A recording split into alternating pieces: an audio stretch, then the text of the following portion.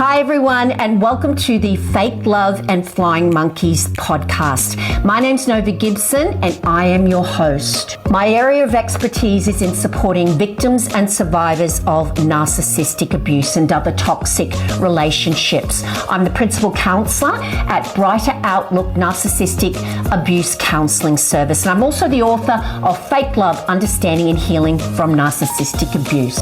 In this podcast, we're going to be talking about everything from the initial pink cloud you find yourself on at the start through to the horrific discard and the powerful trauma bond that keeps you hooked. So take your imaginary seat on the roller coaster that is narcissistic abuse, and don't forget to subscribe to this podcast so you never miss an episode of Fake Love and Flying Monkeys. Hi everyone, and welcome to another episode of Fake Love and Flying Monkeys. In this episode, we are going to be talking about the female narcissist.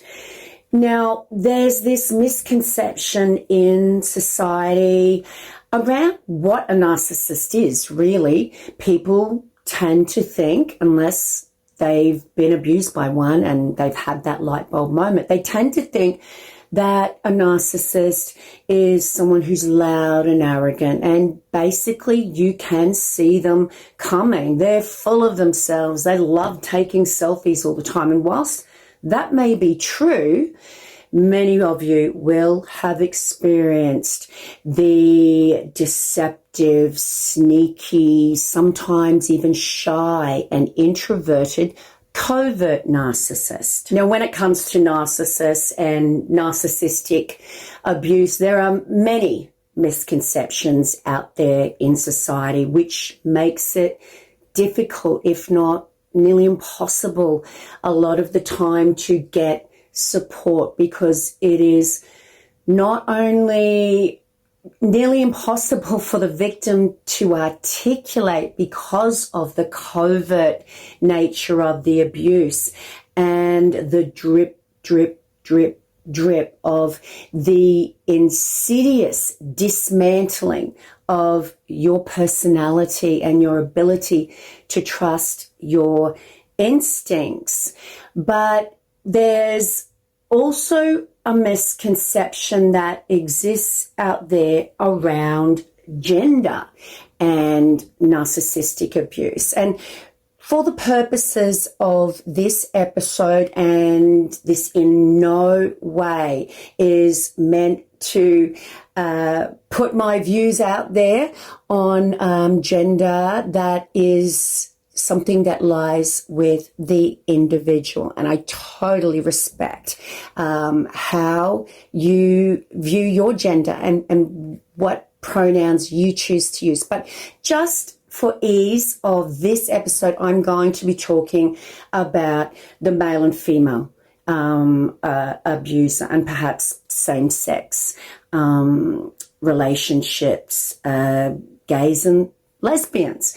There is a misconception out there that most abusers are male, and that stereotype makes it so incredibly hard for male victims of any abuse, let alone a psychological, insidious, often covert type of abuse like narcissistic abuse. Not only does this lack of research into male victims of narcissistic abuse and the stereotypes that exist around what a perpetrator looks like and who they are, but it also makes it difficult for female victims of other female abusers.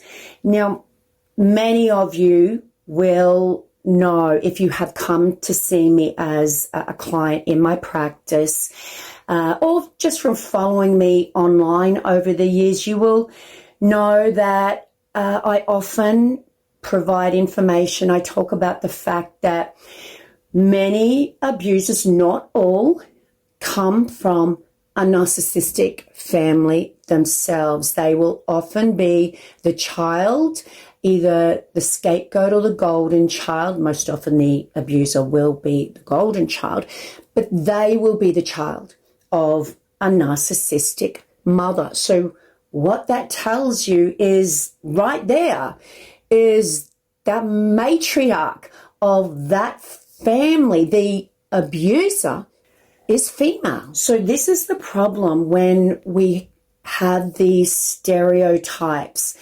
It becomes difficult for these victims, male victims and female victims of the female abuser, people in same-sex relationships to get help, because the male victim will be thought of as someone who's bigger and tougher and they can look after themselves. The female victim of another abuser, whether that's a friend, a mother, or someone in a lesbian relationship, they will be thought to be on a level playing field with their abuser, another woman. So that female victim, the victim of another woman, doesn't get the same recognition. Why? Because the female is expected to be the victim, not the abuser. And because people in same-sex relationships are expected to be able to defend themselves, because there's a level playing field. There's no power imbalance in the eyes of society and those stereotypes and the law, because those victims can protect themselves. There's no one who's thought to be, bigger and tougher.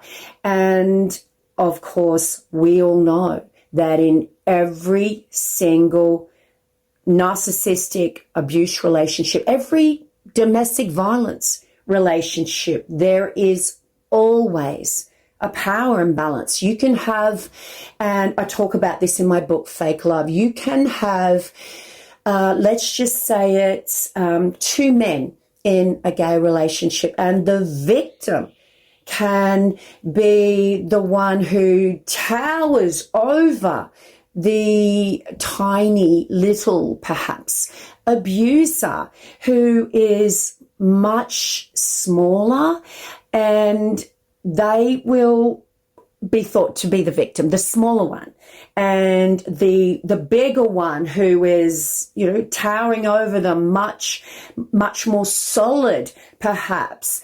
It would be incredibly difficult for them to come forward as the victim of narcissistic abuse for fear of not being believed, because of the difference in size and the fact that they're both men. So if we are looking at men to always be the abuser because they're bigger, tougher, then what does that do what does that say in a relationship with a narcissist when the manipulative, sadistic abuser is half the size of their victim? So by the way, guys, if this is something that resonates with you, please see my link, my website in the description, and I would love to be able to support you one-on-one in a Zoom counseling session, no matter where you are in the world. But getting back to the female abuser, this is one of the problems for male and female victims of the female narcissist.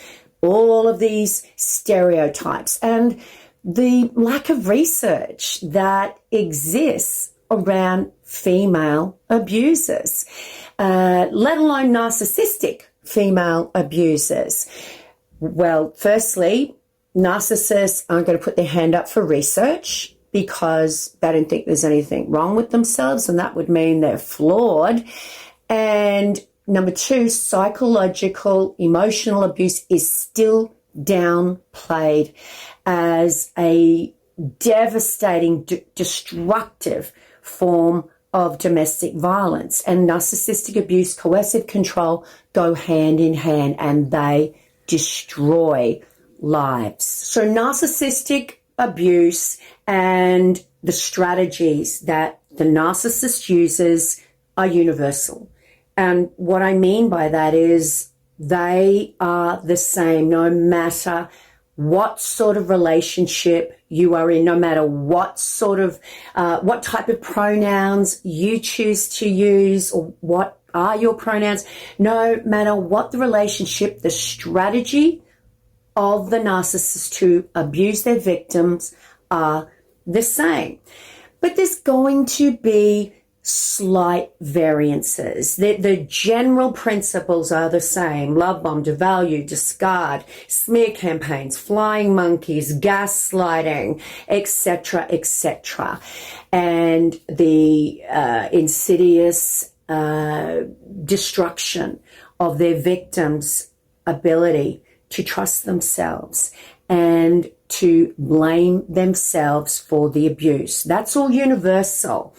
But the differences come in your gender, your sex, and of course the society that you are raised in and how they support and what they deem to be a victim. So here you are, and you have a female, what you believe to be a female narcissist in your life. Maybe it's a colleague at work, or maybe it's a venomous, poisonous boss at work who's making your life consistently miserable, trying to get you to quit. Or maybe it's a narcissistic mother.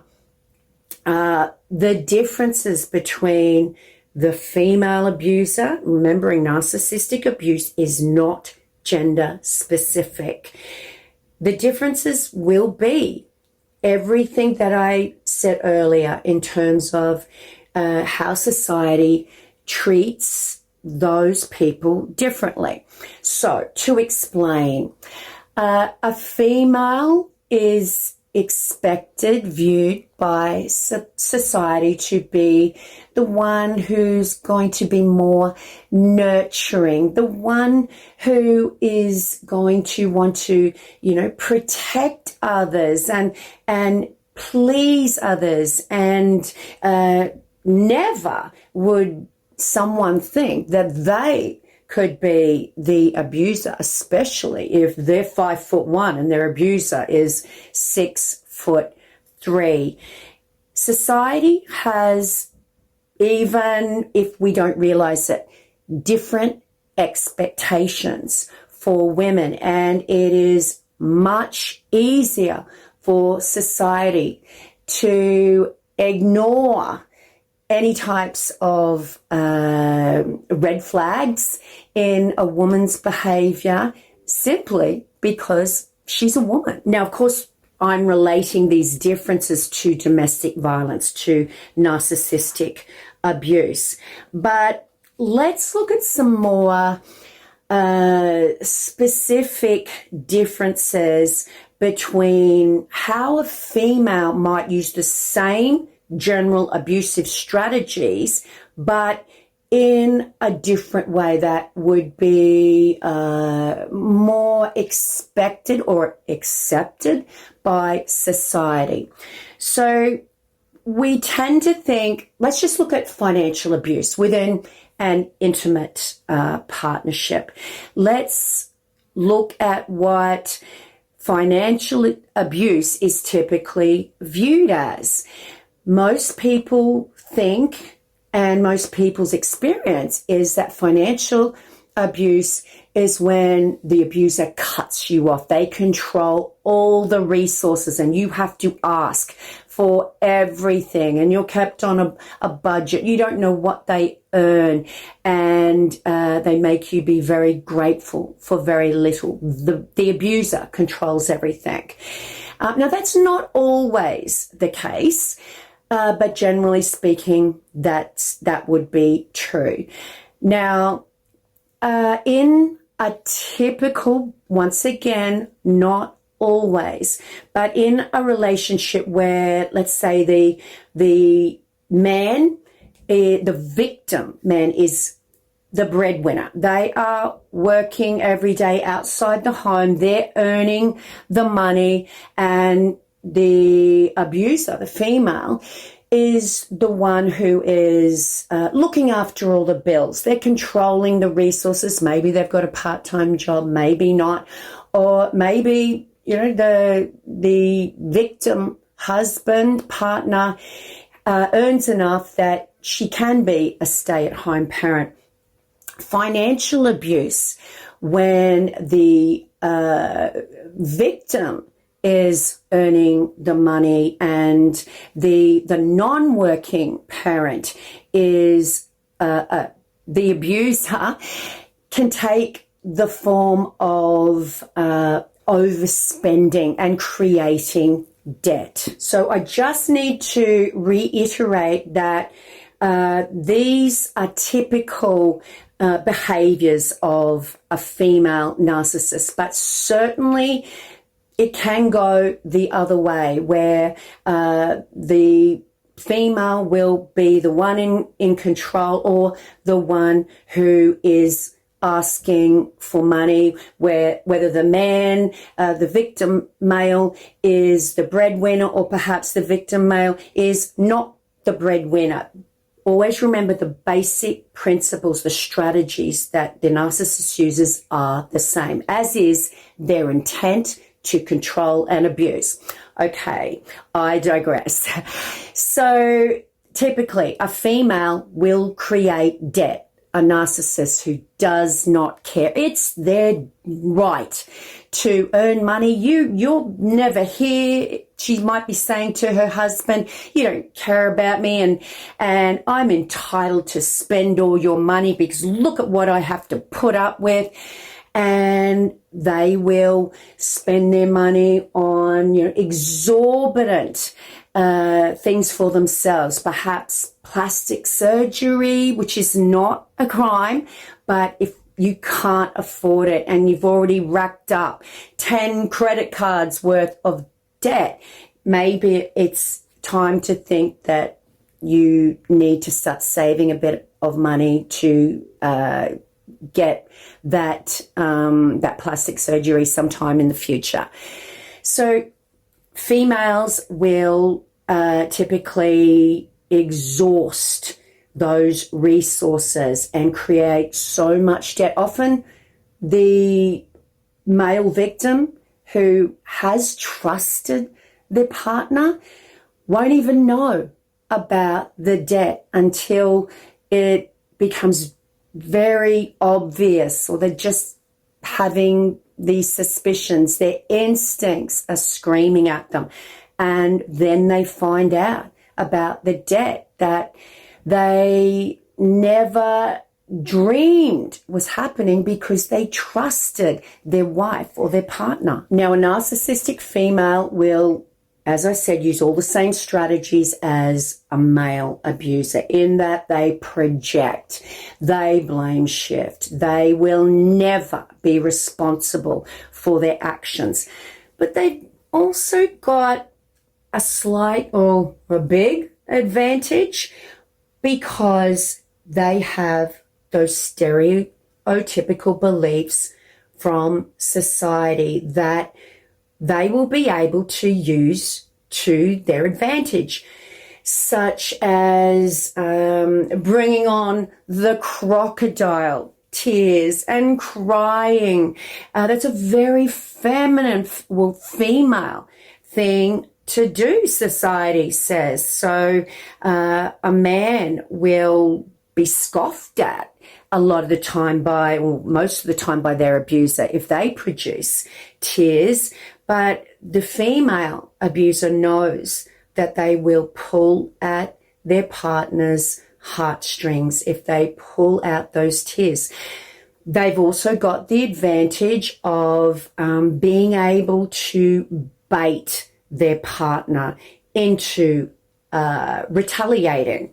So perhaps the female abuser very, very manipulatively will just poke and poke and poke and poke their partner in the chest until they've got them cornered in a room, and maybe just start just slapping them lightly around their face, screaming at them, so that intimidation makes it so that the male victim, who may be a lot bigger than them, can't leave the room, and they fear even just pushing the woman out the way, because that would be viewed in a terrible way via society, and rightly so, unless, of course, you are defending yourself.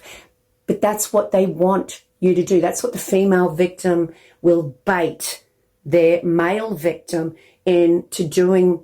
And not only will they get them to hit them, that's a bonus if you can goad them, even just lightly, hitting you, or in frustration, slapping, which of course is never appropriate, but where they get their victim to engage in reactive abuse by pushing them, by very covertly manipulating them till they finally get the explosive behavior they were intending to get. If they can get the victim to hit them in any kind of way, or touch them in any kind of way to defend themselves, or just push them out the way, they will fall heavily back. They will hit a wall and fall on the floor, making all kinds of noises, and making the male victim feel terrible, because they did lay their hands on the woman. And then it's game, set, match to the female narcissist, because they know that their male victim, who does possess empathy and the ability to reflect on their behavior and absolute remorse, they know that they will feel terrible, and they can use their empathy as a weapon against them. Now, when I'm talking about female narcissists in general, I'm talking about male narcissists. They are the same in terms of those 9 traits that you will find in the DSM-5, the sense of entitlement, no empathy, the exploitative behavior. But they will appear and can act differently. They will appear differently in terms of what they can get away with, because of those stereotypes and the expectations from society. For instance, females will be able to use these overly dramatic emotional responses, because females are emotional. That's pretty acceptable in society, that especially a victim, and of course they're going to be playing the victim and convincing the man or the female abuser that they are the abuser. But it's more acceptable in society for a female to exhibit, to act out in that overly dramatic, emotional way, and therefore they can use those acceptable behaviors to use people's empathy, their sympathy, their heartstrings will be pulled, because people don't like to see other people hurting. And if there's a woman in front of you and they're crying, they're telling you this 6-foot man abused you, or maybe this other woman abused you, then it's easy to get the support of society, from other people who haven't even heard the story yet of the larger male victim or the other female. So it's my belief that female narcissists are able to get away with abusing far more than the male covert narcissists because they are female. And every narcissist projects. They project who they are. They project all of their horrible traits and what they're thinking of doing and what they are doing. They project all of that onto their victims. So whatever they're accusing you of, take it as a confession. They're talking about themselves. So if a female is projecting, as all narcissists do, it's easier to view them as the victim. So let's look at a textbook behavior that would be frowned upon by society, such as cheating. Okay. A male cheats, unless they're a narcissist and they can talk society out of thinking they've done something wrong and they found their new soulmate because they are a real victim, then society is going to frown on that person. It's not acceptable to cheat on a partner who you have committed to being faithful and monogamous with. But let's make it the female who has cheated on her male victim. And that female narcissist says to society or to their friends, in inverted commas, their loved ones, that they just raced into the arms of someone because they were being abused, and this person just made them feel good. They didn't tell them they were ugly and horrible, and it was just so nice to have someone's arms around them who didn't make them feel like dirt. What they're doing here is they're projecting, because that's what they're doing to their male victim. But when they put this spin on it, it becomes more acceptable by society, who thinks, oh my goodness, they're seeing the crocodile tears, they're seeing perhaps a visible power imbalance in terms of height, weight, and you've got those stereotypes there. And it's easier for them to get away with, especially when they are smearing their abuser and telling the world that they, the female narcissists, are in fact the victim of their male counterpart. Now, there are so many other subtle yet very obvious differences between how a female narcissist is able to abuse because of society and how a male narcissist is able to abuse. But those are just some of them. Certainly, I have done previous episodes on the narcissistic mother, and I will do more relating to the narcissistic mother and the narcissistic mother-in-law.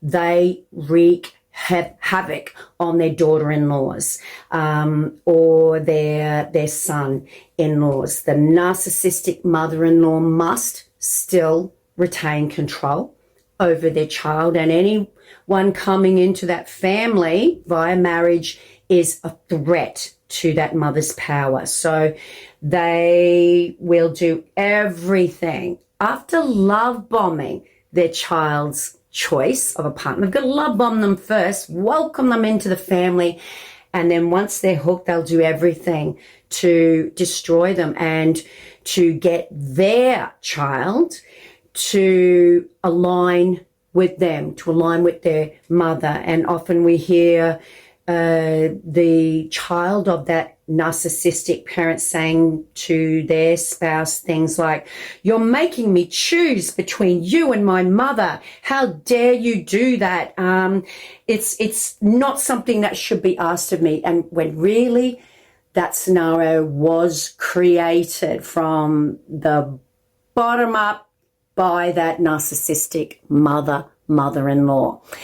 Anyway, guys, I hope that's just provided you with a few little insights. But what I want you to reflect on is the ways they are able to abuse. Narcissistic abuse, as I said, is not gender specific.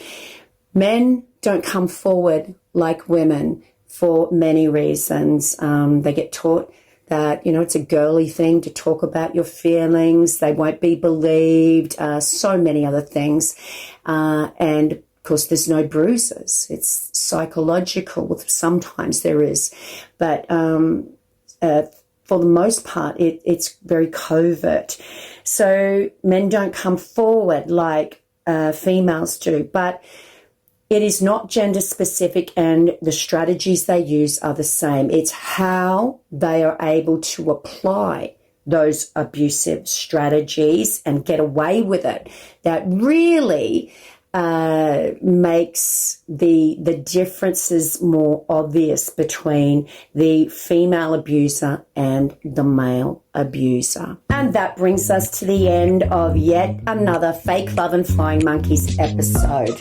The female abuser is one that wreaks havoc on the lives of their male partner, their female partner, their children, the people they work with, but they tend to get away with it more because of those stereotypes. And that's something that we really need to look at as a society, so that there is more research around female abusers and more research around their victims.